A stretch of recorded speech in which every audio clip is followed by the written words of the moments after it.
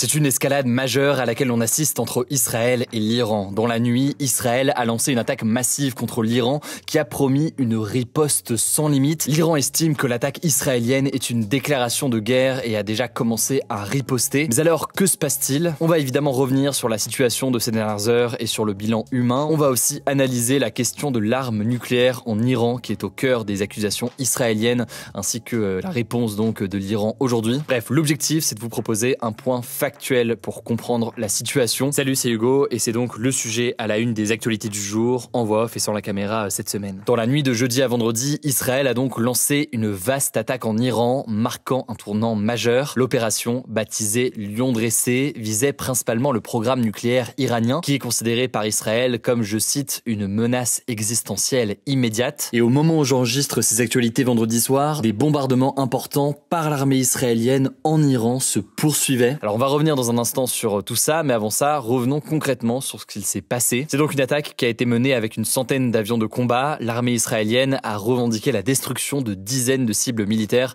dont l'usine d'enrichissement d'uranium de Natanz. Mais les frappes, elles ont aussi visé des centres de commandement à Téhéran, qui est donc la capitale de l'Iran, notamment le centre des gardiens de la Révolution, entraînant de puissantes explosions. Pour le contexte, pour ceux qui ne savent pas, les gardiens de la Révolution, c'est donc des soldats d'élite qui sont placés sous les ordres directs du guide suprême iranien et qui sont chargés de défendre la République islamique d'Iran. Alors on sait que le chef d'état-major iranien ainsi que le chef des gardiens de la Révolution figurent parmi les tués. Mais il n'y a pas que, il y a aussi des scientifiques nucléaires de premier plan qui auraient également été tués. Et à noter aussi, on en a parlé notamment sur notre compte Instagram, que des zones résidentielles ont été touchées dans ces bombardements, comme le montrent certaines images qui ont été rapportées par des journalistes sur place. Alors concernant le bilan maintenant, il est très difficile à réaliser pour la simple raison qu'il évolue au fil des minutes et au fil des heures, et on a aussi des informations venant de différents médias et différentes agences sur place. Ce que l'on sait, c'est que au-delà de toutes les personnes qui ont été tuées et qui sont des responsables militaires qu'on a déjà évoqués, et au-delà aussi donc de certains scientifiques, eh bien il y a eu aussi des morts parmi les civils. L'agence de presse iranienne l'IRNA estime que le bilan des attaques israéliennes, notamment dans le nord-ouest de l'Iran, s'élève à au moins 18 morts. Et là aussi, encore une fois, au moment où je m'exprime, eh bien ces bombardements se poursuivent en Iran. Et donc évidemment, on suivra la situation et on fera un nouveau bilan dans les prochaines heures, notamment sur notre compte Instagram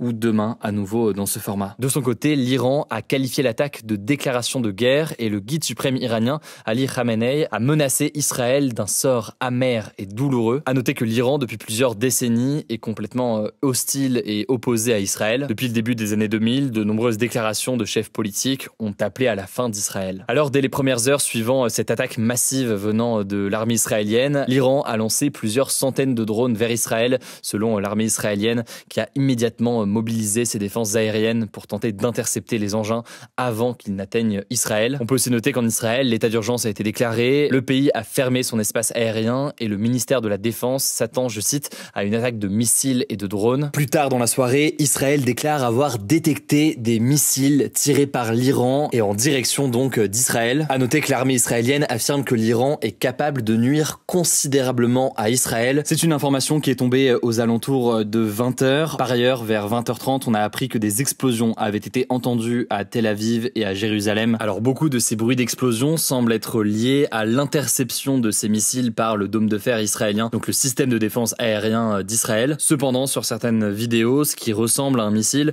semble exploser au niveau du sol à Tel Aviv. L'armée israélienne a d'ailleurs appelé la population à se réfugier dans des abris jusqu'à nouvel ordre. À 21h, plusieurs sources font état d'au moins 7 blessés avec ces bombardements. Maintenant, on dispose de très peu d'informations pour le moment, donc on vous tiendra au courant évidemment dans les prochaines minutes et dans les prochaines heures, principalement sur notre compte Instagram. Côté iranien, c'est une situation assez similaire avec notamment l'espace aérien qui a été fermé ces dernières heures. Et encore une fois, en fin de journée, ce vendredi, les bombardements se poursuivaient en Iran. L'évolution de la situation est donc encore incertaine à cette heure. Alors maintenant, quelle est cette histoire de question d'armes nucléaires? On en a déjà parlé, on a déjà analysé la situation dans ce format des actualités du jour sur YouTube et en podcast. Les Occidentaux et Israël accusent régulièrement l'Iran de chercher à se doter de l'arme atomique. Alors officiellement, l'Iran n'est pas une puissance nucléaire, elle ne possède pas officiellement d'armes nucléaires, mais il faut noter que dans les années 50, l'Iran avait démarré un programme nucléaire avec l'appui, et oui ça paraît étonnant aujourd'hui, mais avec l'appui à l'époque des États-Unis. L'objectif c'était alors de développer le programme nucléaire civil en Iran, et donc pas militaire, on parle bien d'un programme programme civil dans un objectif notamment de production énergétique. Mais après la révolution islamique de 1979 en Iran, eh bien, les relations entre les États-Unis et l'Iran se sont détériorées et les États-Unis ont cessé complètement leur soutien au programme nucléaire iranien. Alors je vous passe tous les détails, mais plusieurs décennies sont passées et les pays occidentaux, dont les États-Unis et Israël, craignent que désormais l'Iran utilise son programme nucléaire civil pour fabriquer en réalité la bombe atomique et donc l'arme nucléaire. C'est des soupçons qui sont apparus au début des années 2000, sachant que de son côté, le régime iranien dément formellement ces accusations et affirme que c'est toujours à des fins civiles que le nucléaire est développé. Cependant, le contexte restait tendu et donc en 2015, il y a eu un accord entre l'Iran, l'Allemagne et les membres permanents du Conseil de sécurité de l'ONU, avec donc notamment les États-Unis, la France ou encore le Royaume-Uni. Un accord qui visait à limiter les capacités nucléaires de l'Iran et notamment en restreignant son enrichissement d'uranium et en renforçant des inspections internationales. Et pourquoi est-ce que l'Iran aurait accepté tout ça? Eh bien parce que en échange, les sanctions économiques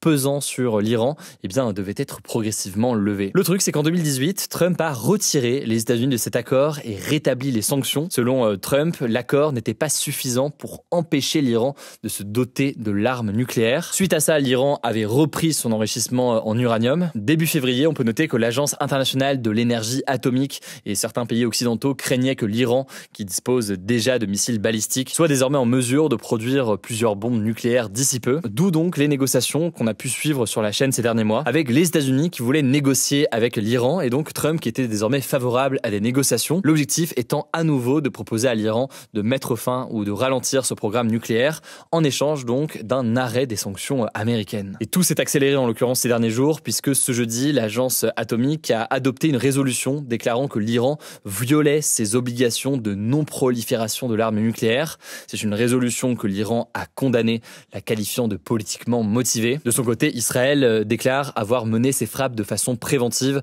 dénonçant, je cite, une menace imminente pour la sécurité et la stabilité régionale et internationale. Et à noter au passage, puisque c'est une question qui peut revenir souvent, oui, Israël dispose aujourd'hui de l'arme nucléaire. Même s'il ne le confirme pas publiquement, on sait que l'information a été confirmée par de nombreuses ONG et de nombreuses organisations qui travaillent sur le sujet. Mais alors, quelle a été la réponse internationale? Eh bien là, il y a beaucoup de choses à analyser. Et on peut noter déjà que les États-Unis, qui sont pourtant un allié historique d'Israël, mais qui sont actuellement donc en négociation avec l'Iran, ont rapidement indiqué ne pas être impliqués dans cette attaque, même si Trump a confirmé sur Fox News avoir été prévenu. Mais on peut quand même noter que le président des États-Unis avait publiquement appelé Israël à ne pas effectuer ses frappes, estimant qu'un accord avec l'Iran était proche. Alors de son côté, on peut tout de même noter que l'Iran, ennemi juré des États-Unis, a tout de même estimé que les frappes israéliennes n'auraient pas pu être menées sans la coordination et la permission des États-Unis. On verra donc ce que répondent les États-Unis à tout cela. Côté français, on peut noter que le ministre des Affaires étrangères, Jean-Noël Barrot, a déclaré et défendu, je cite, le droit d'Israël à se défendre contre toute attaque. Fin de citation. Alors concernant les déclarations françaises, il y a aussi eu une déclaration d'Emmanuel Macron en fin de journée avec plusieurs éléments extrêmement importants pour mieux comprendre la position de l'exécutif en France aujourd'hui sur le sujet. D'abord, première chose, Emmanuel Macron a annoncé que la France participerait à la défense d'Israël en cas d'attaque de l'Iran et si elle est, je cite, en situation de le faire. C'est donc d'une certaine façon une déclaration qui va dans le sens du ministre des Affaires étrangères français. Il a aussi déclaré cependant que la France, je cite, n'a pas participé à la conduite de ces frappes israéliennes contre l'Iran. Autre déclaration, Emmanuel Macron a aussi estimé que, je cite, « ceci en aucun cas ne doit nous faire oublier Gaza ». Emmanuel Macron a notamment réappuyé son appel à un cessez-le-feu à Gaza et son envie dans un futur proche, comme il l'a déjà déclaré, de reconnaître pleinement un État palestinien dans les prochains jours. Voilà donc pour cette déclaration qui vient de tomber, donc on l'ajoute ici. Mais évidemment, on aura l'occasion de creuser dans les prochains jours beaucoup plus en détail les débats autour de la position de la France sur tous ces sujets-là, avec les différents regards des partis politique. En tout cas, l'ONU a appelé Israël et l'Iran à la retenue maximale. Trump a aussi appelé l'Iran à accepter un accord sur le nucléaire, je cite, avant qu'il ne soit trop tard, estimant qu'il est, je cite, encore temps de mettre fin à ce massacre, les prochaines attaques prévues étant encore plus brutales. Fin de citation. À noter par ailleurs que plusieurs ambassades d'Israël ont annoncé leur fermeture au public, dont celle de Paris. Elles conseillent à leurs citoyens de rester en alerte et de ne pas porter de signes distinctifs. Voilà donc pour ce que l'on sait pour l'instant, sachant qu'encore une fois, concernant le bilan bilan humain. Je vous ai transmis ici les premiers éléments que l'on avait avec donc ces bombardements par l'armée israélienne. Mais évidemment, dès qu'on a plus d'informations, je vous tiendrai au courant. De la même façon d'ailleurs, s'il y a dans les prochaines heures des personnes touchées côté israélien. Au passage, avant de passer au reste de l'actualité, une information importante concernant la situation à Gaza. Une attaque israélienne a entraîné la coupure du réseau de téléphonie et d'internet sur le territoire.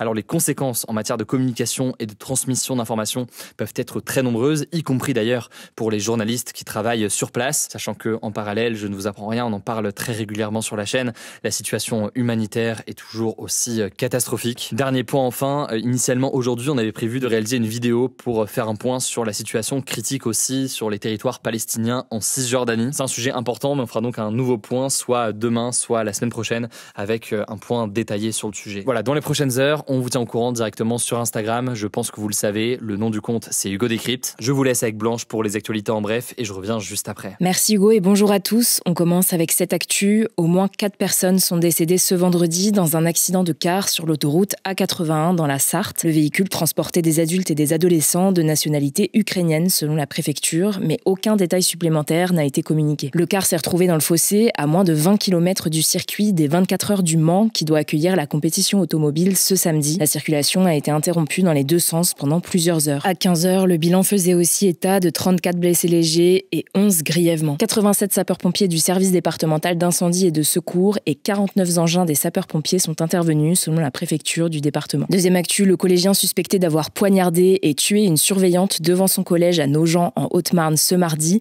a été mis en examen et placé en détention provisoire ce jeudi. La garde à vue de l'adolescent de 14 ans avait pris fin quelques heures plus tôt. Plus précisément, il était mis en examen pour meurtre sur une personne chargée d'une mission de service public, ce qui constitue une circonstance aggravante. Il a aussi été placé sous le statut de témoin assisté pour des violences aggravées sur un gendarme pendant son interpellation juste après les faits, a annoncé le procureur de Dijon. Selon lui, l'adolescent ne présente aucun signe évoquant un possible trouble mental, mais apparaît en perte de repère quant à la valeur de la vie humaine. Il a déclaré en garde à vue qu'il voulait tuer une surveillante, n'importe laquelle, selon le procureur. Étant donné qu'il est mineur, il encourt une peine de 20 ans de prison au lieu d'une peine de prison à perpétuité. Troisième actu, l'eurodéputée LFI Rima Hassan est de retour en France. Elle a atterri ce jeudi soir à l'aéroport Roissy-Charles de Gaulle après 3 jours de détention en Israël. Si vous n'aviez pas suivi, elle avait été arrêtée par l'armée israélienne ce dimanche pendant l'arraisonnage du Madeleine, le bateau humanitaire de l'organisation Flottille de la Liberté qui se dirigeait vers Gaza. Arraisonner, c'est le fait de stopper un navire ou parfois un avion pour le contrôler, vérifier ses papiers, sa cargaison et s'assurer qu'il respecte la loi. Alors dès son arrivée en France, elle s'est rendue place de la République à Paris où l'attendaient plusieurs centaines de soutiens, une quinzaine de députés insoumis et Jean-Luc Mélenchon. Elle a promis à la foule que le prochain bateau est bientôt prêt pour partir et qu'il y aura autant de bateaux que nécessaire pour briser le blocus humanitaire que mène Israël dans la bande de Gaza depuis plusieurs semaines. Rima Hassan a aussi rappelé que le but du Madeleine, qui visait à apporter de l'aide humanitaire, était surtout symbolique et éminemment politique. L'expulsion des 2 derniers Français, le Marseillais Pascal Morieras et le journaliste de Blas, Yanis Mamdi, a été reportée en raison de l'escalade entre Israël et l'Iran. Quatrième actu, le ministre de la Santé, Yannick Neuder, a annoncé ce jeudi la fin du numerus apertus pour former plus de médecins. Concrètement, le numerus apertus conditionne chaque année le nombre de places ouvertes en 2e année de médecine en France. Il a été mis en place en 2020 pour remplacer le numerus clausus qui datait de 1971 et pour permettre d'ouvrir plus de places de 2e année alors que la France fait face à une pénurie de médecins. Mais malgré la mesure, il manquerait encore 5000 places dans les universités de médecine chaque année, selon le docteur Patrice Queneau. Le numerus apertus prendra fin le 17 juin prochain et selon Yannick Neuder, le nombre de places en 2e année de médecine sera désormais fixé en fonction des besoins du territoire. Les étudiants français partis étudier à l'étranger pour faute de place en France pourront aussi être rapatriés. 5e actu, les premières épreuves du bac ont débuté ce matin pour les élèves de première. Ils passaient l'épreuve écrite de français. En filière générale, les lycéens avaient le choix entre un commentaire de texte provenant de L'Ensorcelé de Jules Barbet d'Aurevilly et une dissertation dont l'objet d'étude est le théâtre du XVIIe au XXIe siècle. En filière technologique, ils pouvaient choisir entre un commentaire sur le poème Élégie pour le temps de vivre de Richard Rognet ou faire une contraction de texte suivie d'un essai sur Rabelais, La Bruyère ou Olympe de Gouges. Plus de 535 000 candidats étaient convoqués ce matin selon le ministère de l'Éducation. Les épreuves des terminales débuteront, elles, lundi avec la philo. Et enfin, dernière actu, la chanteuse Aya Nakamura a fait son entrée au musée Grévin ce jeudi. Sa statue de cire a été présentée dans la soirée en compagnie de la chanteuse, de quelques fans et de célébrités comme le danseur étoile de l'Opéra de Paris Guillaume Diop ou le rappeur Dooms. Sur sa statue, Aya Nakamura porte une robe créée par le designer Jean-Paul Gaultier qui l'avait déjà habillée pour le défilé Vogue World Place Vendôme en juin 2024. À la même période, Aya Nakamura avait aussi d'ailleurs participé à la la cérémonie des Jeux Olympiques avec la garde nationale. Ces dernières semaines, le musée Grévin avait aussi intégré les statues de DJ Snake et du chanteur Vianney. Merci beaucoup Blanche pour ces actualités en bref, et voilà donc pour les actualités aujourd'hui. Pour plus d'informations, rendez-vous directement sur notre compte Instagram. Le nom du compte c'est Hugo Décrypte. Prenez soin de vous, prenez soin de nos proches, et on se dit à demain pour une nouvelle vidéo.